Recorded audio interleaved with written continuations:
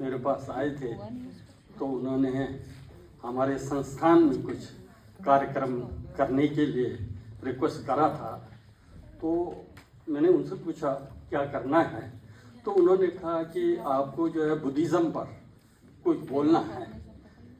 तो मैंने सोचा ठीक है, मैं मॉन्क हूँ, ये तो मेरा दायित्व है, मैंने जीवन भर बुद्धिज़्म को पढ़ा है, तो उसको अगर शेयर करने का अवसर मिलता है तो उससे पढ़कर मुझे क्या खुशी हो सकती है। मैंने तुरंत स्वीकार कर लिया, लेकिन उसके पश्चात फिर बहुत कुछ काम दिखा रहे थे तो मैं फिर असमंजस में पड़ गया, ये क्या बोल रहे हैं, कुछ साइन करने के लिए कह रहे हैं कुछ ये। तो फिर मैं समझने का चेष्टा किया क्या है क्या नहीं है। तो एक बार तो मैं अच्छी तरह समझूंगा कि क्या है, तो फिर उसके पश्चात ज़रूर अगर हस्ताक्षर की आवश्यकता मैं महसूस करूंगा तो ज़रूर करूंगा। तो ऐसा करके मैं आप लोगों के सामने उपस्थित हुआ हूँ।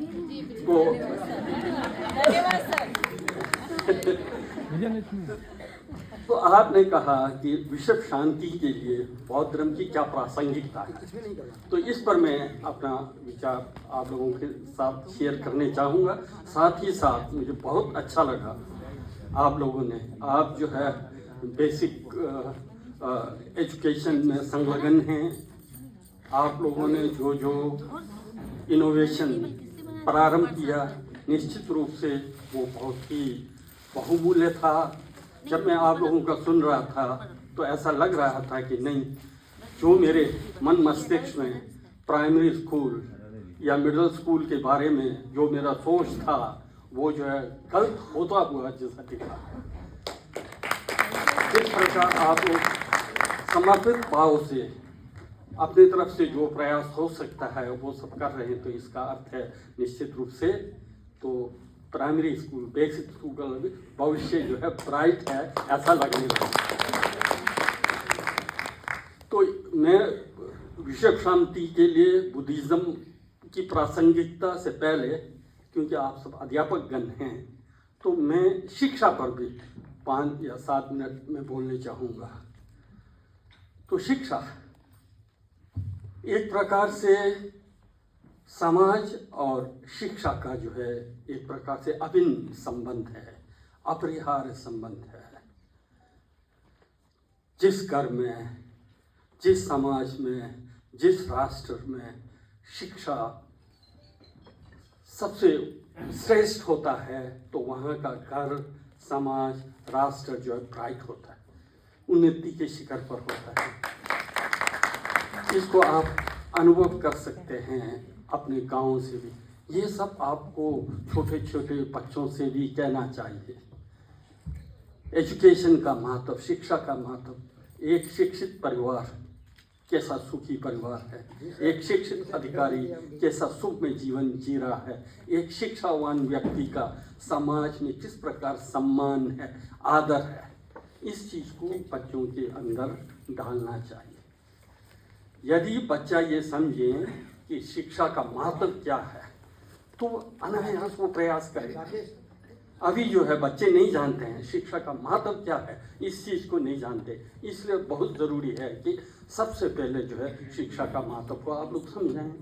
जब हम शिक्षा की बात करते हैं, आप प्रोफेसर साहब ने भी कहा सविद्या या विमुक्त। विद्या क्या है जो हमें विमुक्ति देती है। विमुक्ति किस चीज़ से विमुक्ति देती है? विमुक्ति अभाव से विमुक्ति देता है शिक्षा, अज्ञानता से मुक्ति देती है हमें शिक्षा।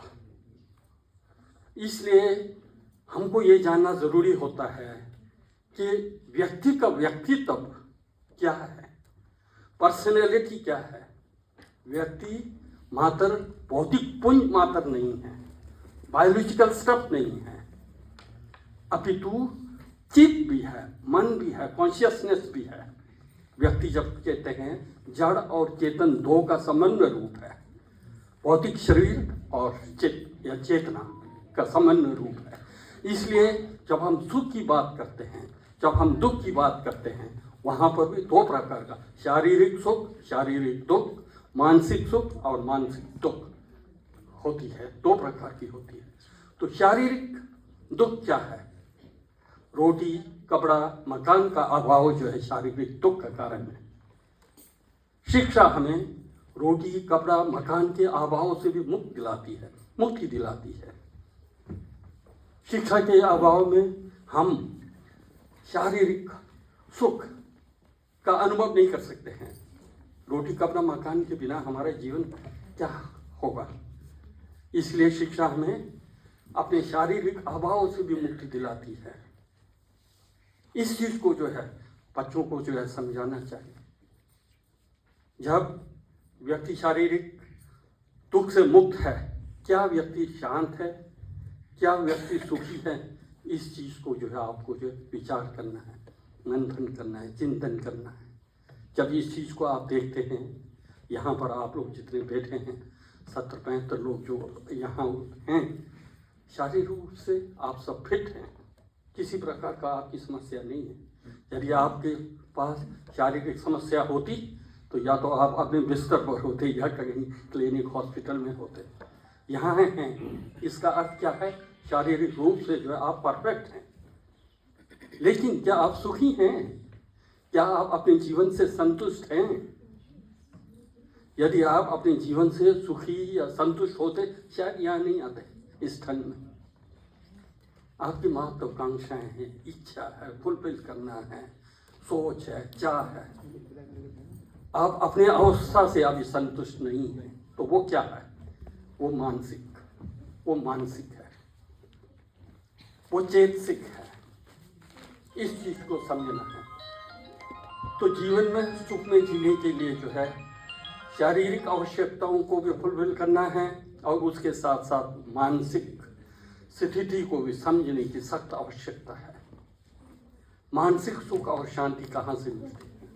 तथागत बुद्ध ने कहा है, मानसिक सुख के लिए आपको शील, समाधि और प्रज्ञा का अनुशीलन करना है। जिस प्रकार शरीर के लिए रोटी, कपड़ा, मकान की आवश्यकता है, ठीक उसी प्रकार मानसिक शांति के लिए आपको जो है क्या है? शील, समाधि और प्रज्ञा की आवश्यकता है। इसके बिना शांति, इसके बिना जैनिया वास्तविक सुख की कल्पना आप नहीं कर सकते। इसमें जब आप अपने को मानसिक शांति चाहते हैं तो अंतर्मुखी होकर के आपको देखना है आप क्या कर रहे हैं। व्यक्ति इस संसार में जन्म लेने के पश्चात अपने को सर्वाइव करने के लिए, अपने को मेंटेन करने के लिए कुछ न कुछ कार्य जरूर करना पड़ता है। बिना काम का व्यक्ति अपने को कैसे सस्टेन करेगा, कैसे मेंटेन करेगा? काम करना है, काम करना पड़ेगा। लेकिन काम में कौन सा काम सर्वश्रेष्ठ काम है, इसको आप थोड़ा चिंतन कीजिए। तो उसमें आप देखेंगे ज्ञान बांटना, शिक्षा देने से बढ़कर कोई दूसरा प्रोफेशन नहीं है। सबसे उत्तम श्रेष्ठ प्रोफेशन क्या है? एक अध्यापक। आज हम अपने हाथ में सेल फोन को लेकर के दुनिया हमारे सामने किसने बनाया? शिक्षित लोगों ने बनाया, एजुकेटेड लोगों ने बनाया। आज व्यक्ति चंद्रमा पर उतर रहा है, किसने किया? शिक्षित समाज ने किया, शिक्षित लोगों ने किया। जितने भी आज साइंस, टेक्नोलॉजी, अध्यात्म के क्षेत्र में जो भी विकास हमारा हुआ है वो शिक्षा के कारण हुआ है। उस शिक्षा को जो है आप बांट रहे हैं, शिक्षा आप देख रहे हैं। आप एक बच्चे को अगर शिक्षित करें, उसके घर में उजाला कर रहे हैं उस घर को, उस समाज को, उस गांव को, उस राष्ट्र को। इसलिए आप कितना महान काम कर रहे हैं, इस चीज को समझना चाहिए। अपने प्रोफेशन के प्रति गौरवान्वित महसूस करना चाहिए। जो मैं काम कर रहा हूँ वास्तव में मीनिंगफुल है मेरा। इस चीज को हमको जो है यदि आप अपने काम से गौरवान्वित महसूस होंगे तो आप बहुत ईमानदार होंगे, इंटरेस्ट जागेगी। यदि ऐसा नहीं होगा तो फिर आप कामचोर भी होंगे, काम नहीं करेंगे।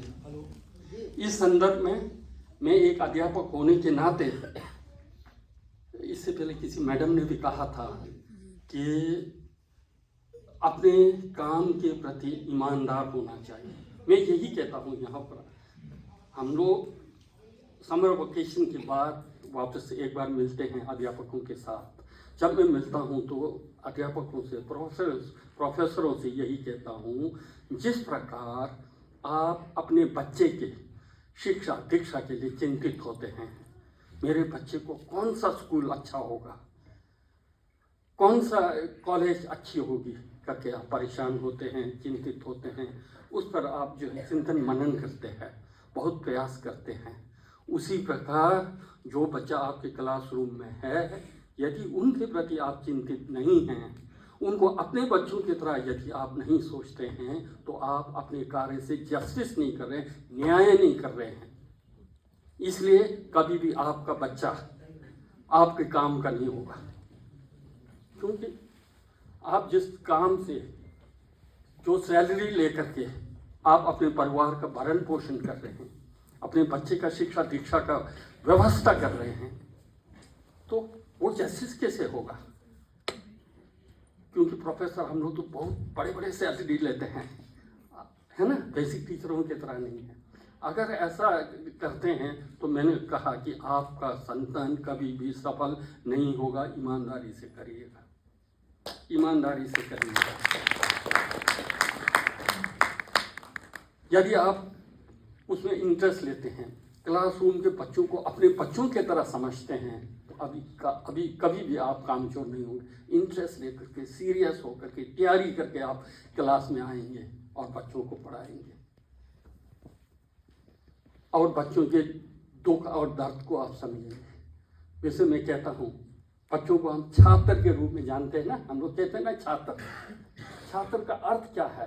छात्र का यही अर्थ है, गुरु के छत्र छाया में जिस प्रकार छाता धूप और गर्मी से बचाती है, ठीक उसी प्रकार हमको जो है बच्चे को धूप और बारिश से जिस प्रकार छाता जो है प्रोटेक्ट करती है, उसी प्रकार बच्चे का भविष्य बनाने वाले हम जो है इन छात्रों का हमको ये सोचना चाहिए, ये सोच करके हमको जो है कार्य करना चाहिए। तो आपका जीवन कितना धन्य है, कितना सुंदर होगा। आप हार्ड वर्क करेंगे, क्लास में जो है कामचोर नहीं है, खुल करके पढ़ाएंगे, तो बच्चे का फ्यूचर बनेगा, परिवार का फ्यूचर बनेगा, राष्ट्र का विकास। तो यही है, यही तो जीवन है, और क्या है। हम लोग कितने जिएंगे? 70-80 साल, 90 साल ही जिएंगे। उसमें भी जॉब कब तक मिलेगी? 60-65 साल में हमको रिटायर होकर के जाना है। तो जो कुछ भी आपको करना है तो अभी है ना, पूर्व जन्म में आपने अच्छा किया है, तो अभी आप जो टीचर बने हैं, लोगों का मार्गदर्शक करने वाला आप बने हैं। फ्यूचर भी तो आप ही है ना, आप फ्यूचर में भी तो आपका लाइफ अच्छा हो, आप चाहेंगे ना। चाहेंगे तो क्या करें, पूर्व जन्म में कुछ अच्छा किया है तो हम अभी हमारा स्थिति कुछ अच्छा है, तो फ्यूचर के लिए इस काम को जो है ईमानदारी के साथ आप लोगों को करना है, अपने को धन्य महसूस करना है। मैं ये शिक्षा के संबंध में 2-3 बातें मैं कहने चाह रहा था कि यदि आप लोग वास्तव में क्लासरूम के अंदर जो छात्र है ना, अपने बच्चों की तरह, अपने संतान की तरह सोचने का चेष्टा कीजिए, प्रयास कीजिए, है ना। इनका फ्यूचर कैसे बने, सब कुछ अपने से आ जाएगा, सब कुछ अपने से। आप अपने को तैयार करेंगे, आप अपने को ईमानदार बनाएंगे, सब कुछ होगा। छात्र आपका सम्मान करेंगे, समाज आपका सम्मान करेगा। वो जो आपके द्वारा पढ़ाया गया छात्र जो है आगे बढ़ेगा, कभी नहीं भूलेगा आपको। ये लाइफ है ना। तो इसके साथ थोड़ा हमको तो बुद्धिज्म पर बोलने के लिए कहा है, तो निश्चित रूप से हमको बुद्धिज्म पर भी बोलना है। तो कितना मिनट बोलूं बुद्धिज्म पर? ठीक है, ठीक है। बुद्धिज्म पर आप सब जानते हैं तथागत बुद्ध। तथागत बुद्ध जो है कपिलवस्तु के राजा शुद्धोधन के इकलौते बेटे थे, इकलौते थे वो। ऐसा नहीं था कि एक राजा का 3-4 भाई है